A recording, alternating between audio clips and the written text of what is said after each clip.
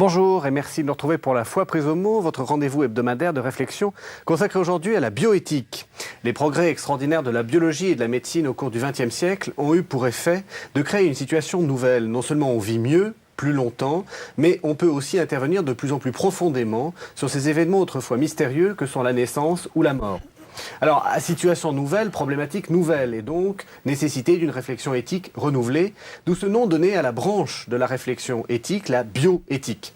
Pour en parler aujourd'hui, j'ai invité deux spécialistes reconnus du sujet qui devraient entrer en discussion. Il s'agit du père Patrick Verspieren, bonjour. Bonjour. Père Patrick Verspieren, vous êtes jésuite, vous êtes professeur d'éthique biomédicale au Centre Sèvres. Et le professeur Axel Kahn, bonjour. Bonjour. Bonjour, vous êtes donc généticien, médecin et directeur de l'Institut Cochin. Alors, ce que je vais vous proposer, messieurs, c'est de regarder un peu ces problématiques, d'en faire une sorte d'introduction autour de trois grands thèmes. Tout d'abord, de parler des avancées qui nous permettent d'espérer un monde sans maladie. Qu'est-ce que ça signifie? Ensuite, nous parlerons de tout ce qui a trait à ce qui est de dépister par les gènes, éventuellement, les pédophiles, les assassins, les excités, donc de calmer. Je vous vois déjà, Patrick Verspieren, être dubitatif. Et ensuite, on parlera de tout ce qui a trait à la mort, des problèmes d'euthanasie. Alors, je voudrais commencer tout de suite cette revue des problèmes éthiques en vous posant tous les deux une question un peu bateau. On parle de bioéthique. Pourquoi est-ce qu'on ne parle pas de biomorale ? Eh bien, je peux commencer si vous voulez. L'acception des termes est différente. Pas l'étymologie, comme vous savez. L'un vient du grec et l'autre vient du latin. Mais l'acception est différente. La morale est prescriptive. Elle est soit extérieure à nous, une morale par rapport à une religion, à une philosophie donnée, ou alors, comme le dirait Kant, la loi morale au fond de moi, le ciel étoilé, il voulait que ce soit l'épitaphe de sa tombe, le ciel étoilé au-dessus de ma tête et la loi morale au fond de moi, et elle prescrit.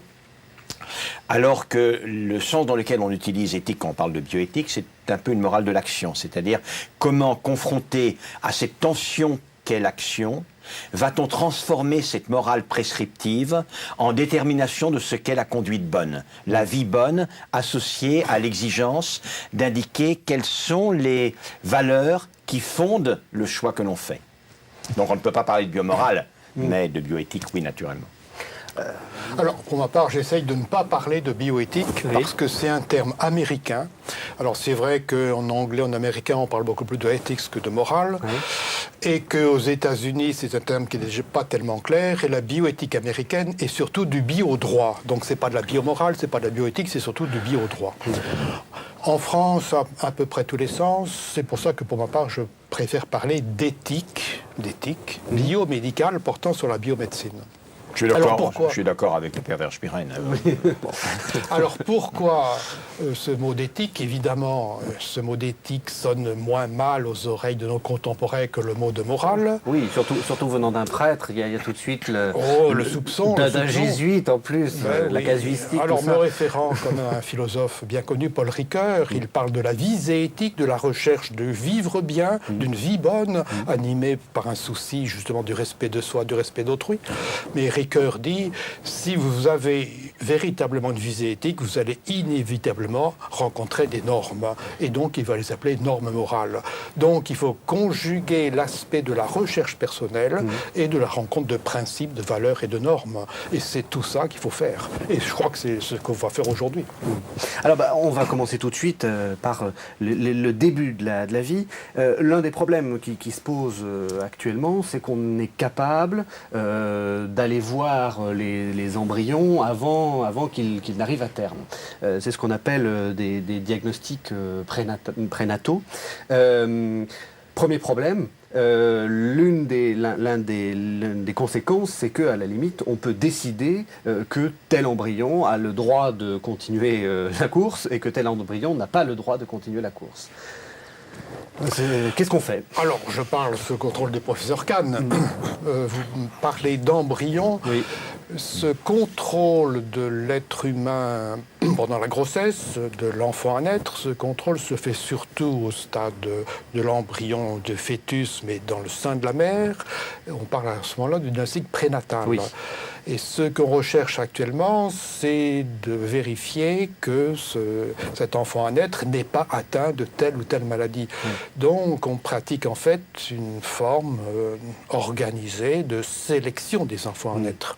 Puis alors, en plus, on fait des recherches dans des cas relativement rares, selon la loi française, qui met des limites, sur l'embryon, avant même l'embryon in vitro, avant même qu'il soit transféré dans le corps de la mère. Donc, il faut distinguer le diagnostic prénatal et le diagnostic préimplantatoire. Mais, alors, je laisserai la parole au professeur Kahn, mais ce que je ferai remarquer, c'est qu'on est quand même entré, vu le développement de tout cela, dans une pratique de sélection. Oui. On sélectionne, il faut bien le dire, on sélectionne les enfants qu'on laissera naître. Et ça pose un grave problème moral ou voilà, éthique. le mot qui va venir, c'est eugénisme. Oui. C'est-à-dire l'amélioration de la gainée, de la Alors, je race. reviendrai bien sur le mot d'eugénisme, qui n'est pas simple. Mais peut-être que le professeur Kahn peut parler mieux des diagnostics. Oui.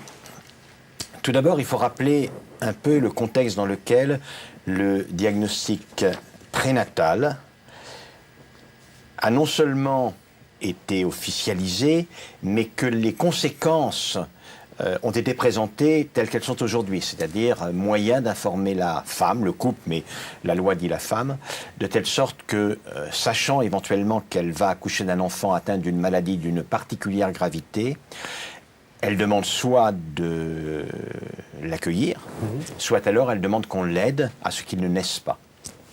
C'est la loi du 17 janvier 1975, la loi Veil, la deuxième partie de la loi Veil. La première partie, c'est sur l'interruption volontaire de grossesse. La deuxième partie, par conséquent, c'est ce que l'on appelle un mauvais terme, mais on va le garder, l'interruption médicale de grossesse. Je me suis plongé, car j'ai traité plusieurs saisines pour le Comité consultatif national d'éthique sur ce sujet, notamment à propos de l'affaire Perruche. Je me suis replongé dans le journal officiel des débats, extrêmement dramatique réellement. Sur cette deuxième partie, il y avait 3 thèses. Il y avait la thèse, on va dire, des partisans d'un eugénisme républicain, souvent d'ailleurs des gens de gauche, qui considéraient que la science est un progrès, que la naissance d'un enfant extrêmement mal formé, condamné à la souffrance et à la mort, est un échec. Et si la science pouvait le prévoir, c'était aussi un échec de la science et de la société. Et que par conséquent, la société devait prendre à son compte l'évitement de naissances qui sont de tels échecs. En face, il y avait ceux qui considéraient, notamment issus des milieux catholiques, que toute vie est sacrée, quel que soit l'état dans lequel se trouverait l'enfant à naître, et qui étaient totalement défavorables à ce que l'on interrompe une grossesse. Et la thèse qui l'a emportée est une thèse médiane, qui est profondément dans l'esprit et la discussion est une thèse de liberté, qui est de dire naturellement, c'est la femme qui va subir directement, le couple et la femme, parce qu'on sait très bien ce qu'est la réalité de la vie, qui va subir directement les conséquences de la naissance de cet enfant, qui souvent est un drame épouvantable, qui va bouleverser la vie familiale, qui va bouleverser, et on le sait, ça c'est une réalité, il faut savoir que dans un cas sur 2, des fois 2 cas sur 3, des naissances particulièrement éprouvantes de ce type sont suivies à quelques années près de la rupture du couple. C'est-à-dire, pour te dire, le bonhomme fout le camp. Et dans ces conditions, la femme doit pouvoir dire ce qu'elle considère être son devoir. Et pour qu'elle dise ce qu'est son devoir, personne n'a plus de titre qu'elle-même. On parle de morale et d'éthique. La morale est prescriptive, mais c'est elle qui est concernée. Cette femme-là, par référence à sa propre loi morale, doit pouvoir dire ce qu'elle considère devoir faire. Et pour ça, elle doit être informée. Donc le diagnostic prénatal doit aboutir à une information. Et cette information doit être exacte. Elle doit être communiquée à la femme. Et la femme, en fonction de sa foi, de ses références, etc., peut demander à ce qu'une interruption survienne de la grossesse, ou bien à ce que cet enfant soit accueilli. Et alors, l'État s'était engagé, il n'a pas tenu sa parole, s'était engagé, c'est pas bien tenu sa parole, à aider la femme à accueillir l'enfant, si son choix était de l'accueillir. Mais je crois qu'il faut bien se rappeler que dans la discussion dramatique de 75, très profondément, la loi sur l'interruption médicale de grossesse est une loi de liberté. Pour moi, c'est même l'un des débats de l'Assemblée nationale qui est à l'honneur des représentants du peuple français. Ça a été d'un très haut niveau, très dramatique bien évidemment, mais aussi d'un très haut niveau de réflexion. Et je me retrouve parfaitement dans cette proposition que, bien entendu, personne ne va forcer une femme catholique à faire quelque chose qui lui fait horreur. En revanche, personne n'a à se substituer à la femme pour dire ce qu'elle considère devoir faire. On est vraiment dans la situation de la tragédie, au sens où est la tragédie habituellement, c'est-à-dire il n'y a pas de bonne issue, et la femme doit assumer la liberté, à une condition, c'est que la liberté demande l'information. On n'est pas libre quand on n'est pas informé. Pourtant, oui. Oui, alors c'est ceci, et d'ailleurs c'est ceci la logique du rapport Mattei de 1996 qui va ratifier et faire accepter un nouveau test de dépistage, notamment de la trisomie 21, avec d'ailleurs un test assez contestable. L'argument, c'est de dire c'est acceptable dans une société avec toutes les divergences morales de la société, c'est acceptable à condition que ce soit véritablement une décision personnelle du couple et surtout une décision personnelle de la femme. Bon. Ceci se passe quand même dans une société, et dans une société qui devient très peu tolérante au handicap, et cette liberté individuelle est aux prises avec une pression sociale très forte, une pression générale. Il est souvent dit qu'il vaut beaucoup mieux éviter une telle naissance et, je dirais entre guillemets, faire un nouvel enfant, parce que cet enfant serait source de souffrance pour ses parents et pour lui-même. Donc il est beaucoup plus sage de procéder à l'interruption de la grossesse. Mais ceci exerce une véritable pression sur la femme, de la part de la société tout entière, de la part de l'entourage, des amis, parfois du conjoint, de la télévision, etc. Et aussi, peut-être un peu moins maintenant, et aussi du corps médical, parce que pendant très longtemps, les médecins faisaient pression, et j'ai de multiples exemples. Pour eux, l'interruption de la grossesse allait de soi en cas d'anomalie grave. Donc on est dans l'ambiguïté de quelque chose qui repose théoriquement sur une liberté pure, et en fait cette liberté est aux prises avec de multiples contraintes et de multiples pressions. Oui, le père Spirène a raison. C'est-à-dire que... Le médecin est d'accord.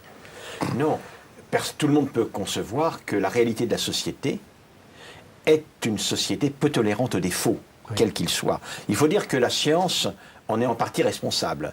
Le scientisme en est responsable. La science, le scientisme, a proposé que grâce à la maîtrise des techniques liées à la connaissance qui s'accroît, l'on puisse pratiquement régler tous les problèmes, à terme guérir toutes les maladies. Or, on y reviendra, la vieillesse et la mort sont un échec, mais auparavant, et on y est maintenant, la naissance d'un enfant gravement handicapé est un échec. Donc il y a réellement une pression sociale. Vous voulez dire? Et vu comme un échec. Oui. Et vu comme un échec. Oui. La mort est vue comme un échec. Oui. Par rapport à cette promesse scientiste. Oui, c'est ça. Par rapport à cette promesse scientiste. Je suis dans la logique de ce que je suis en train d'exposer. Et de ce fait, ça aboutit en effet à cette pression intellectuelle sociale. À cela se sont ajoutés des éléments, des mécanismes assurantiels que l'on a très bien vu avec l'affaire Perruche. Oui. Alors rappelez-nous-en brièvement. Tout à fait. L'affaire Perruche est une affaire à propos de laquelle je me suis vraiment personnellement engagé corps et âme, parce que j'ai été indigné par l'avis de la Cour de cassation.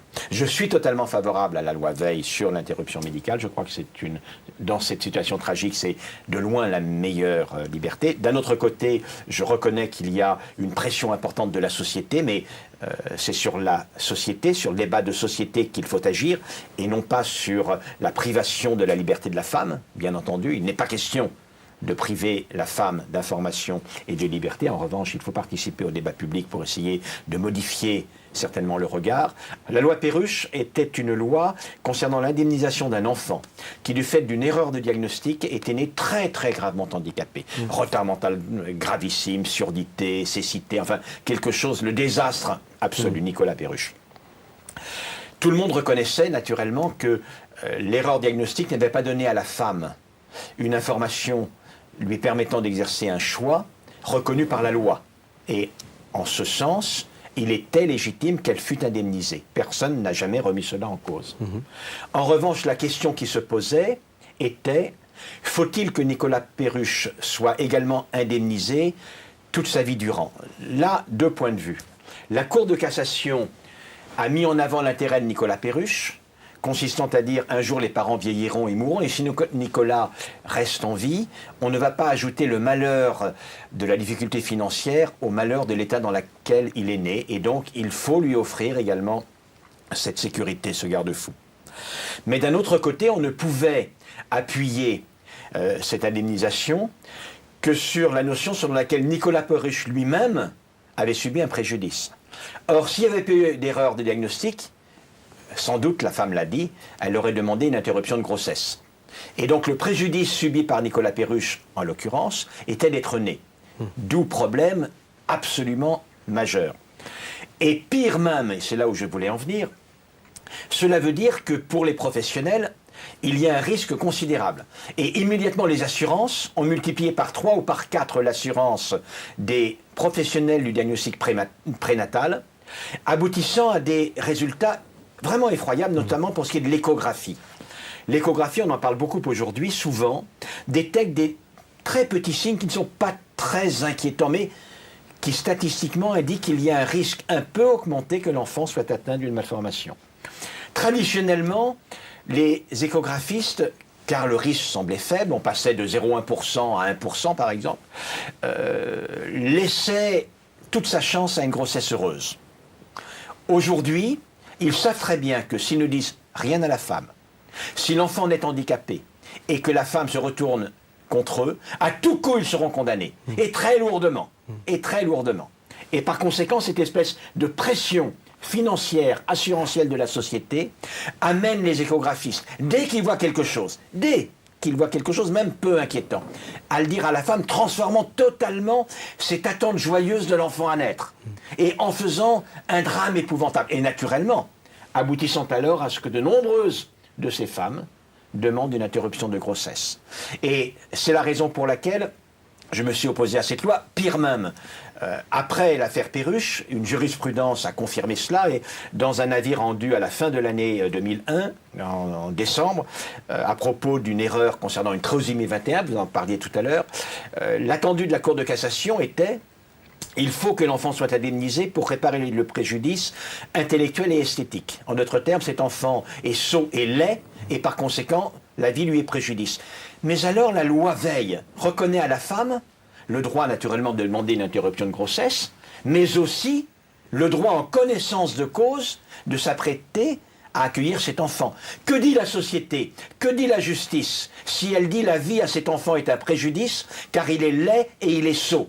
Quelle image va-t-on lancer, renvoyer à la femme, elle qui a été assez inconsciente, assez perverse, pour imposer à son fils ce préjudice-là? Donc vous voyez que réellement la jurisprudence Perruche était une négation profonde de l'esprit de la loi Veil. Et avec Jean-François Métier et bien d'autres, on a tout fait pour qu'effectivement la loi interrompe cette dérive jurisprudentielle, et c'est ce qui a été obtenu. Alors comment on fait pour changer la société ? Comment on fait pour changer la société? Écoutez, il n'y a pas de recette. Oui. Seulement, ce qu'il y a, c'est qu'il faut avoir conscience des questions qui se posent, et savoir aussi chercher des moyens d'agir, et notamment d'agir sur l'opinion. Alors, une des grandes difficultés, c'est qu'il y a certaines façons de penser qui sont très difficiles à communiquer par les moyens actuels de communication qui sont la télévision. La télévision joue beaucoup sur l'émotion, et montrer quelqu'un dans la tristesse, montrer la tristesse de parents qui ont un enfant mal formé, cela se montre très bien, mais montrer au contraire toute une lutte pour autre chose. Ce que a montré le professeur Kahn, c'est que tout ceci a des répercussions sur les personnes, enfants et adultes handicapés. Si on dit tel enfant dans le sein de sa mère doit être avorté parce qu'il a telle anomalie, cela dit quelque chose de cette anomalie. Et ça dit donc quelque chose des personnes avec cette anomalie.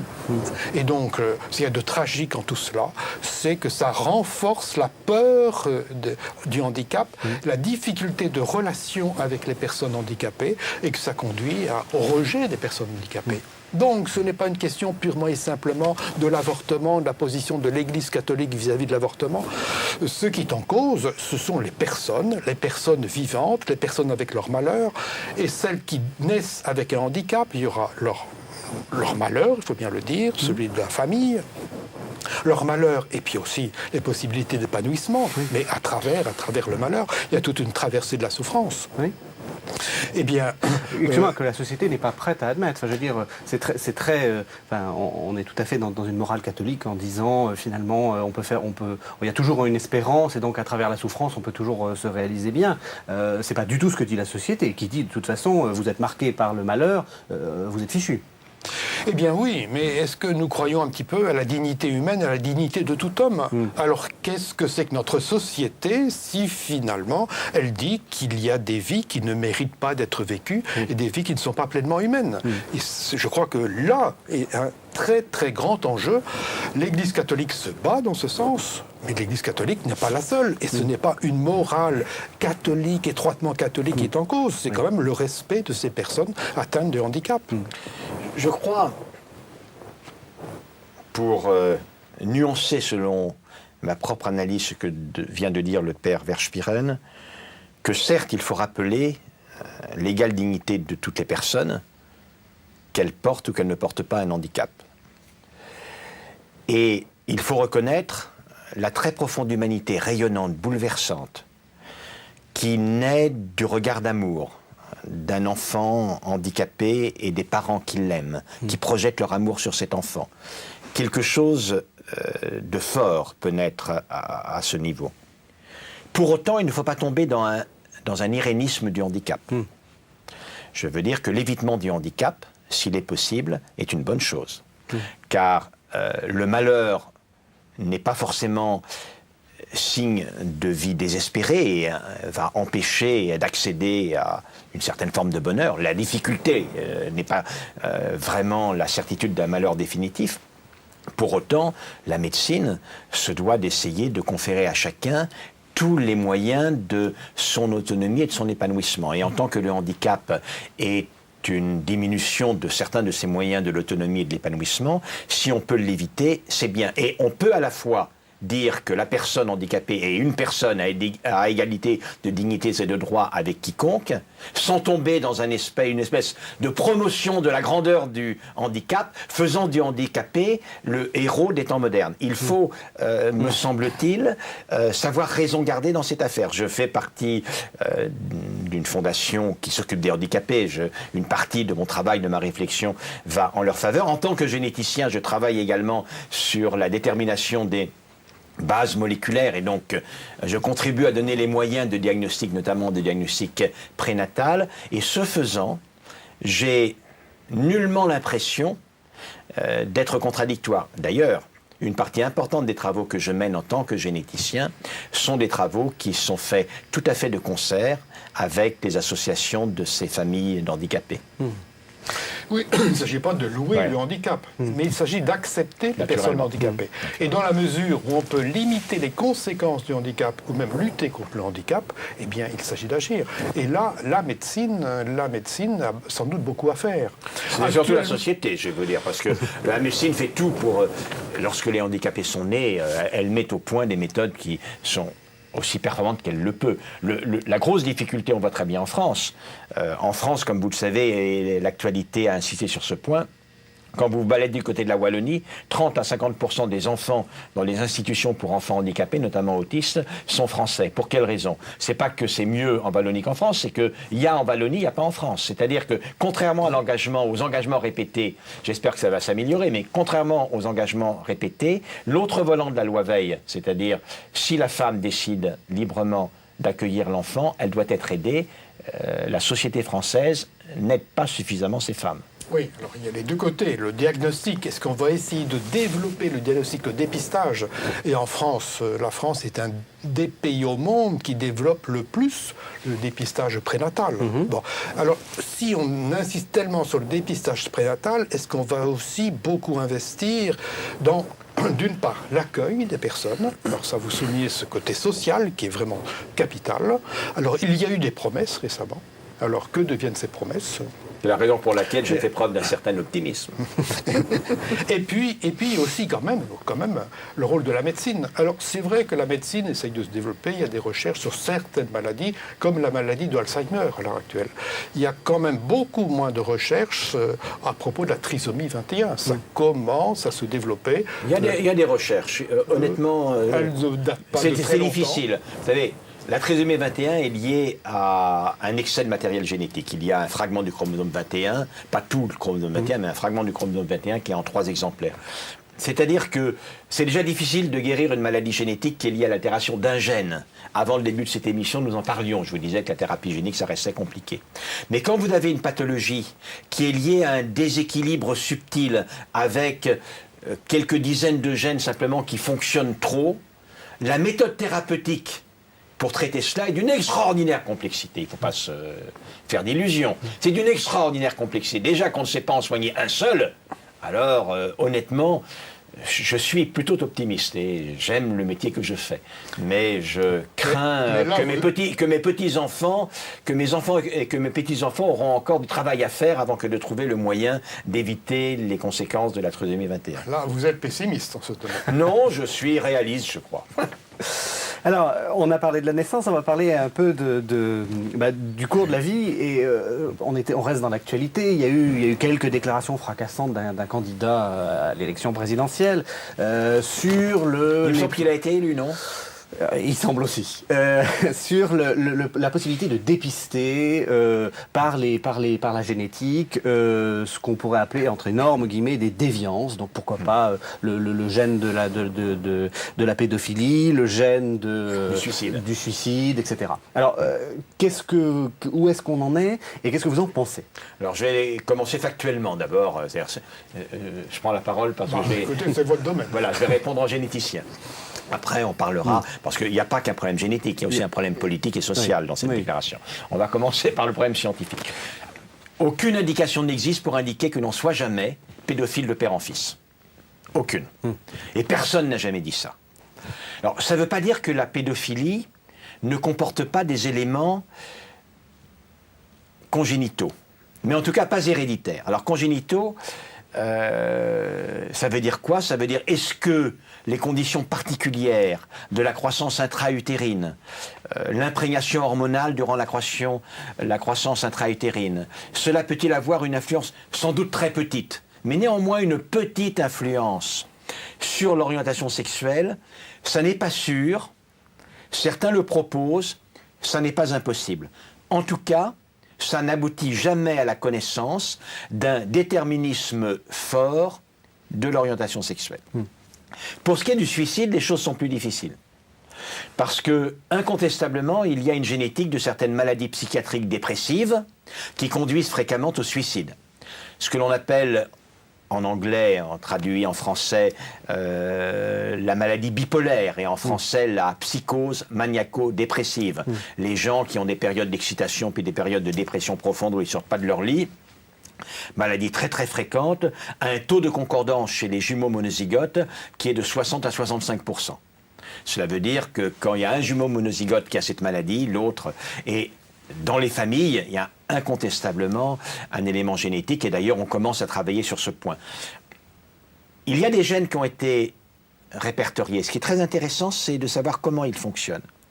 En aucun cas, ces gènes ne sont des gènes du suicide, du comportement suicidaire. En revanche, chacun d'entre nous, il est différent.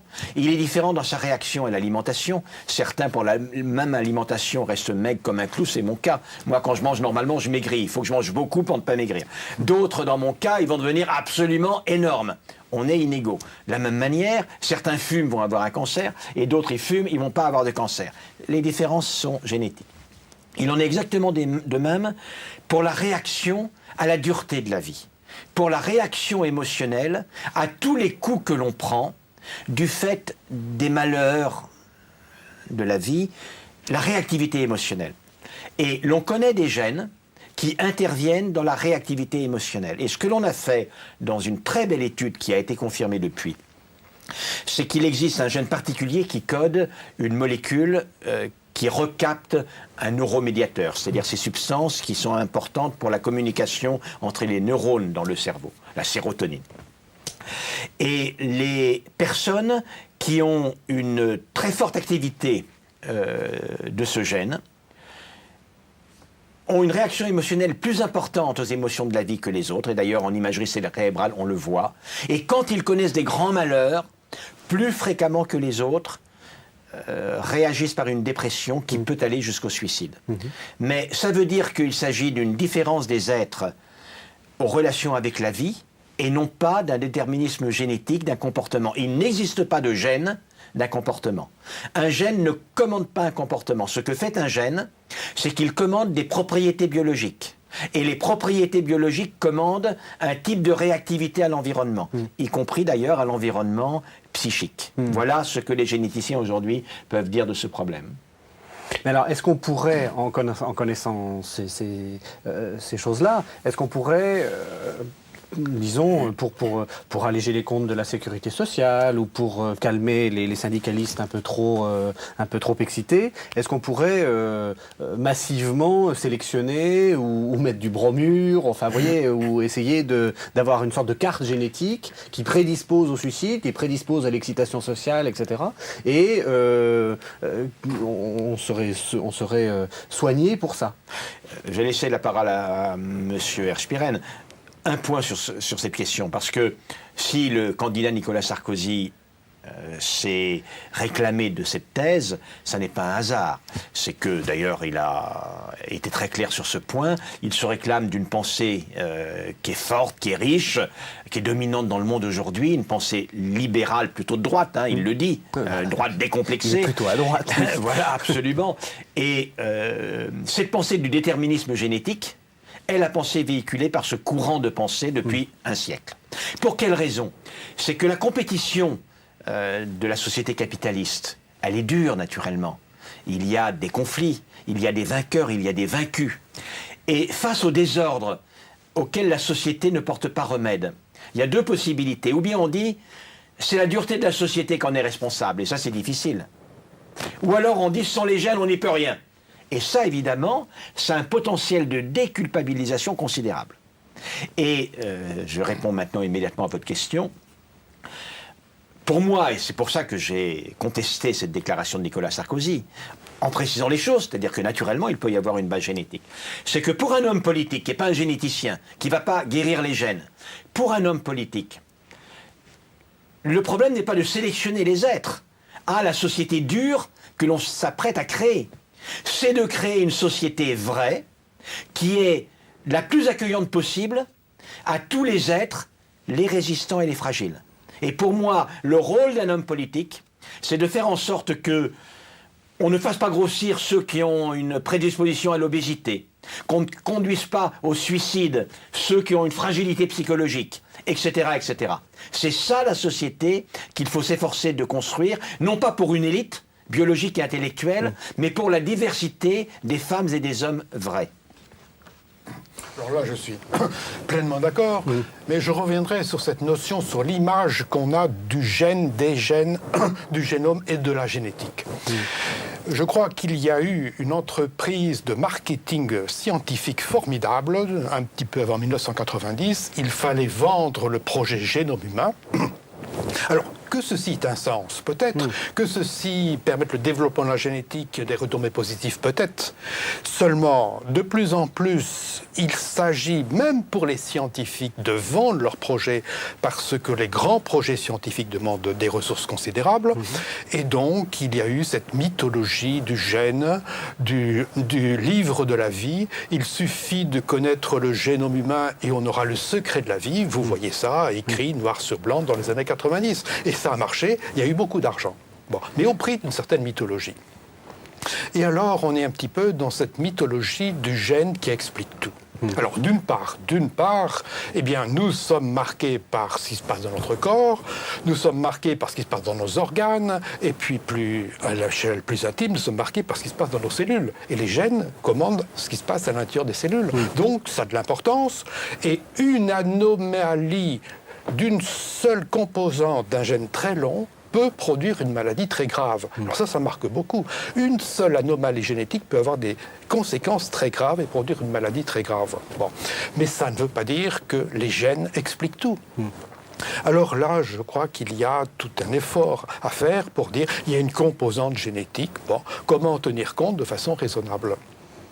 Alors le grand danger, c'est de croire tout expliqué par les gènes. C'était développé dans les années 91 par un concept totalement incroyable de médecine prédictive. On va pouvoir tout prédire.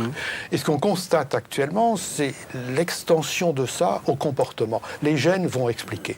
Alors le grand danger, c'est que surtout pour des enfants avant la naissance, mais même pour des jeunes enfants, on ne connaît pas grand-chose de leur devenir, mais au moins on peut analyser leurs gènes. Donc, on peut dire, tel enfant est en risque de ceci. Il a un risque plus grand que cela. La population générale a un risque de 1%, cet enfant a un risque de 5%. Donc, c'est plus à risque. Mais donc, on risque de l'enfermer dans ce risque-là parce que la science peut dire ça. La science ne va rien dire de la fidélité conjugale, de la fidélité de son épouse. Or, ce qui est très grave pour un homme, c'est pour une femme, c'est la rupture du couple. Donc, connaissant quelque chose au plan génétique, on risque d'éliminer des personnes, de les marginaliser, de croire que leur avenir est contenu dans cela, alors que l'avenir d'une personne dépend de beaucoup d'autres choses. Et puis, puisqu'on parle de la liberté, l'avenir d'une personne dépend aussi de sa liberté. Il faut aussi... Bon. Et donc, essayer de repérer avant la naissance ou très jeune des anomalies génétiques, sauf celles qui ont des conséquences évidentes, très graves, mais ça concerne un certain nombre de maladies bien connues, il y en a un certain nombre, mais à part cela, il ne faut pas réduire un enfant à naître et un jeune enfant à ses gènes. Ça, c'est mettre l'enfant en carte.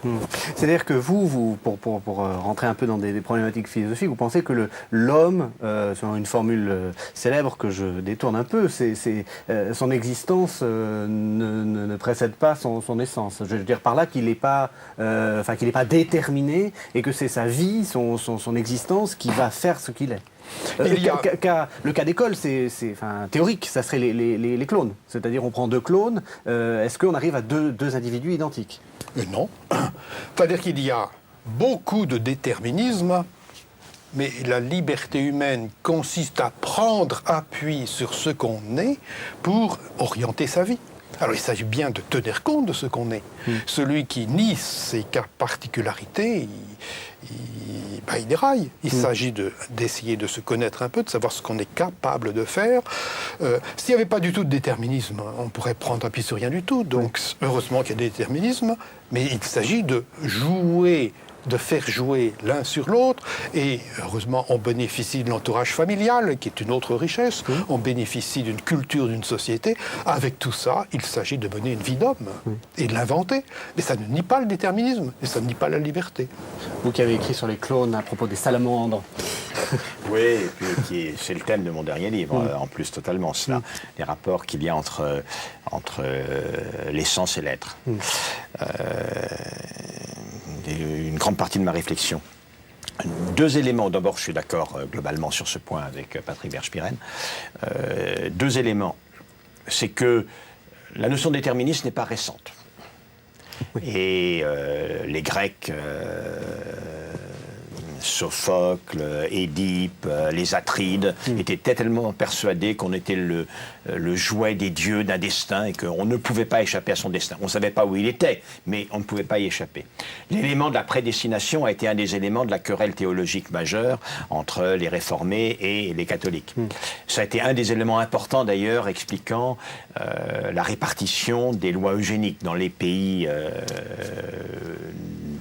de religion dominante réformée, et pas dans les régions, et pas chez les catholiques, pour lesquels il est impossible que les actes de l'homme soient déterminés par les gènes, parce qu'alors, le jugement dernier qui va le déterminer, alors qu'il a agi libre, serait parfaitement inique. On ne va pas condamner quelqu'un pour un acte qu'il n'avait pas la possibilité de ne pas commettre.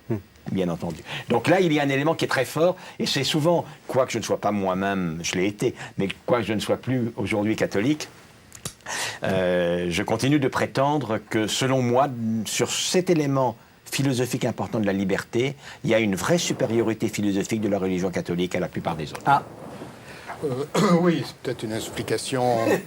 Il y a aussi d'autres choses. Il y a eu... Pourquoi, alors on en revient, on n'a pas encore prononcé le mot, pourquoi il y a eu des lois eugénistes et des pratiques eugéniques essayant de sélectionner des personnes, de sélectionner ceux qui auraient le droit d'avoir des enfants. Ça s'est fait d'abord aux États-Unis et ensuite dans les pays du nord de l'Europe, en Scandinavie, marqué par la Scandinavie. Et en Suisse, et dans l'Ontario, et dans l'Alberta. Oui, mais la Suède n'a pas été calviniste, elle était luthérienne. Donc la prédestination n'explique pas tout. Je crois que non, ça a été aussi des facteurs sociaux, la grande peur américaine de la fin du 19e siècle, la révolution industrielle, la misère, les révoltes et les marginaux. Et puis alors, c'est vrai, les thèses de Galton, tout est biologique, il disait biologique, tout se transmet biologiquement. Il aurait dit, s'il connaissait le terme, mais il n'avait pas été formé à l'époque, tout est génétique. Alors comme il croyait que tout est génétique, il fallait empêcher les asociaux d'avoir des enfants, parce que les enfants des asociaux seraient des asociaux. C'est pas faux d'ailleurs. C'est pas faux si la société ne réagit pas. Les enfants d'asociaux seront asociaux si la société n'essaye pas d'intégrer les asociaux. Non, mais vous voyez, ça paraissait prouver, on paraissait prouver la transmission de tout. Alors ça a beaucoup joué aussi. Et puis je crois, si le catholicisme a joué, je crois c'est quand même un aspect, un souci de solidarité sociale plus grand. Et la France notamment, la France a développé ce qui s'est appelé la médecine de puériculture, c'est au fond le souci de la mère et de l'enfant dans les classes pauvres. Là, il y a un désaccord entre lui et oui, moi. visiblement. Historique, oui. Oui. Honnêtement, par bien des aspects, je suis plus proche de la pensée protestante que catholique. Mais sur cet aspect, je ne suis pas d'accord. D'abord, quand vous regardez les États, aux États-Unis, c'est intéressant. Pas un seul État catholique n'a pris de loi eugénique. Pas un seul. Il n'y a que des États protestants. Ce n'est pas un problème de solidarité, car la social-démocratie des pays nordiques a au contraire eu une culture de la solidarité bien supérieure à ce qui existait dans de nombreux autres pays. La Suisse calviniste. Alors, quand on regarde Calvin et Luther, que j'ai lu également, il ne faut pas présenter uniquement la prédestination comme une thèse calviniste, les luthériens étant beaucoup plus proches des catholiques de ce point de vue-là.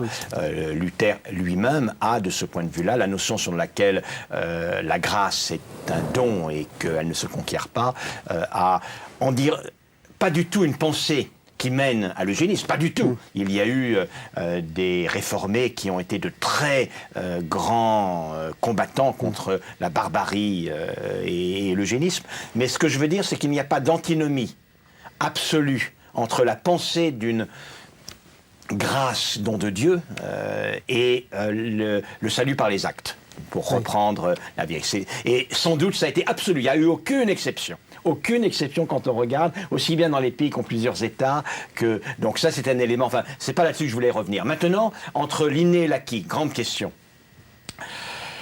En fait, la grande caractéristique des gènes humains, c'est qu'ils nous donnent la possibilité d'acquérir beaucoup plus que tous les autres animaux.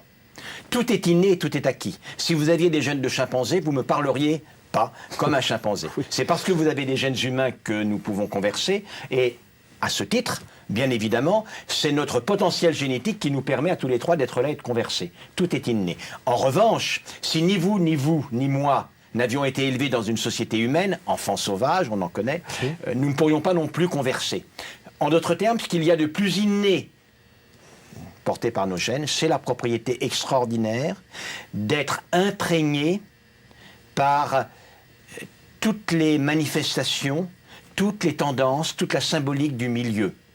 Et à ce titre, en effet, la liberté, les possibilités nous en sont données par les gènes que nous avons. Et c'est la raison pour laquelle, souvent, une maladie génétique restreint considérablement les possibilités de notre liberté. On parlait du handicap tout à l'heure. Nous avons génétiquement la capacité de nous penser libres. Alors, il nous reste très peu de temps pour le dernier point. Je suis désolé, il nous reste à peine 7 minutes pour parler d'euthanasie. Et Père Verspieren, vous venez de faire paraître un livre à ce sujet-là, donc c'est vous que je vais commencer à interroger. Le problème de l'euthanasie, c'est quoi? Et j'ai envie de vous poser la question, quelle est la différence entre tuer quelqu'un de manière, disons, consciente et avérée, et débrancher? C'est-à-dire, à un moment, arrêter de soigner. Alors le gros problème du débat sur l'euthanasie, c'est que tout le monde en parle, tout le monde a une opinion, et que personne, enfin, il n'y a pas un accord sur le sens du mot. On a essayé de tout mettre sous le mot d'euthanasie pour dire il faut accepter l'euthanasie. Bon. Alors il faut quand même essayer de distinguer. Le médecin a le rôle, la responsabilité de prescrire un traitement. C'est qu'il le juge adapté à la situation du malade. Mais si le médecin a le rôle de prescrire un traitement parce qu'il est adapté, il devrait avoir la responsabilité d'arrêter le traitement quand il n'est plus adapté. Oui. Donc quand un traitement devient inutile, que voulez-vous ? Ça serait totalement déraisonnable de le continuer, donc il faut l'arrêter. Oui. Bon. Y compris si le fait de l'arrêter conduit à la mort. Écoutez, un traitement inutile, si vous l'arrêtez, ça ne conduit pas à la mort. Oui. Et d'autre part, si vous arrêtez un traitement inutile, peut-être que le malade vivra plus longtemps. C'est-à-dire qu'il y a une certaine distance entre la durée de vie et la médecine. La médecine est très utile à condition d'être adaptée. Mais quand elle n'est plus adaptée, une chimiothérapie de plus, peut accélérer la mort. Bon. Donc il faut ne pas mettre dans le concept d'euthanasie ce qui est l'arrêt de traitement devenu inutile, devenu disproportionné ou créant délibérément des situations beaucoup trop lourdes. Bon. Donc on va retirer ce qui était appelé euthanasie passive. Traitement de la douleur. Bon, j'ai beaucoup milité, fait connaître les expériences anglaises depuis plus de 30 ans. Entre 1975 et 1980-85, on m'accusait de vouloir faire de l'euthanasie parce que je prônais le recours aux antalgiques. Eh bien, la morphine bien maniée ne tue pas, la morphine bien maniée soulage. Il faut savoir employer ces antalgiques. Alors, il y a des cas difficiles où on n'arrive pas à se soulager par ainsi de la morphine. Il s'agit d'employer des médications qu'on appelle sédatives, qui diminuent la conscience. Quand quelqu'un souffre, on n'arrive pas à lutter contre la source de la souffrance. On va donc diminuer la conscience. Ces médications, des médecins disent, elles contribuent à abréger la vie. Bon. Alors voilà le sens de votre question. Oui. Eh bien, si vous employez ces médications-là, aux doses justes nécessaires pour soulager, cela mérite d'être appelé du soin. Et le médecin doit le faire. Si quelqu'un passe par derrière, augmente le débit d'une perfusion, alors que la personne est déjà soulagée, ça pose question. Et quand c'est fait, c'est souvent pour accélérer la mort. Donc, je prends un exemple bien simple, mais bien réel, montrant qu'on peut employer des médications qui ont pour effet peut-être sur la durée de vie, mais on peut les employer d'une manière soignante ou d'une manière euthanasique. Bon. Alors, l'euthanasie, c'est provoquer délibérément la mort d'un malade. Oui. Et je vois le livre blanc de telle association disant « mais tel malade continue à souffrir, tel maladie, il faudrait accepter l'euthanasie légalement ». Eh bien, si des malades continuent à souffrir, c'est souvent que le corps médical n'est pas encore suffisamment formé à bien manier les antalgiques. Il y a encore un effort à faire, un effort de formation et un effort de recrutement de personnel qui est le temps pour bien soigner et bien accompagner. Et les malades qui ont demandé la mort, bien soignés et bien accompagnés, la plupart du temps ne redemandent pas la mort. Je dis bien la plupart du temps, je ne dis pas toujours, la plupart du temps. Bon, donc, les cas de demande de mort pour raison de souffrance sont rares si la médecine et puis l'environnement est adapté. Alors, il y a des cas difficiles, oui, il y a des cas difficiles. Mais en même temps, il faut bien voir que accepter que, par exemple, des médecins provoquent la mort, il faut voir ce que ça donne dans une société. C'est ouvrir la porte de la mort sur demande. Alors, pensons chacun, dans notre entourage, aux personnes qui sont malades ou vieillies, qui se sentent devenues un fardeau, une charge pour la société, qui se sentent coupables d'exister. On va dire, on ouvre une porte, c'est la personne qui va demander si on ouvre au suicide médicalement assisté, on ouvre une porte, mais alors là, on ouvre une porte. Est-ce qu'on va quand même, d'une certaine façon ou d'une autre, dire que ça serait bien que la personne passe par la porte? Alors c'est ça, à mon avis, la grande question de l'euthanasie. La grande question, c'est cette dimension sociale. Oui, je suis très d'accord avec l'analyse du père Verspieren. Souvent, on présente l'euthanasie comme l'ultime liberté. Et il faut s'arrêter à cette déclaration pour immédiatement observer qu'en tant que liberté, elle est bien singulière. Car la liberté de celui qui souffre de manière intolérable et qui veut mourir est une liberté de faire la seule chose qu'il peut faire compte tenu du caractère intolérable de la souffrance. La liberté de quelqu'un qui se sent un fardeau épouvantable et auquel la vie n'apporte plus aucun plaisir est la liberté de choisir la seule voie, semble-t-il, qui lui reste ouverte. Or, une liberté, par définition, est un choix entre des voies qui restent accessibles également. Par conséquent, la demande de mort est toujours une demande importante. C'est exceptionnellement, la manifestation d'une liberté. Si vraiment l'humanisme est de rétablir les conditions d'une plus grande autonomie, la première exigence, c'est de rétablir les conditions d'une vraie liberté. Que la personne qui souffre ne souffre pas. Et de ce point de vue-là, ce qu'a dit Patrick Verspieren est tout à fait exact. En tant que médecin, j'ai été maintes fois confronté au problème. Lorsque je n'ai plus la capacité de guérir, j'ai encore la responsabilité de soulager. Et cette responsabilité de soulager, dans le but de soulager, pas de tuer, l'emporte naturellement sur celle de prolonger les jours. C'est une continuation du soin dans de nouvelles circonstances. Et cela est vrai également pour la détresse, tout faire pour rétablir les conditions d'une vraie autonomie. Telle est la forme d'expression de la solidarité et non pas d'apporter bien vite une mort réclamée. Mais merci à tous les deux. J'avais encore des dizaines de questions à vous poser, mais ça sera pour d'autres émissions. Je rappelle, professeur Axel Kahn, que vous venez de faire paraître un livre, L'homme ce roseau pensant, et père Verspieren, La tentation de l'euthanasie. Merci beaucoup. On se retrouve la semaine prochaine.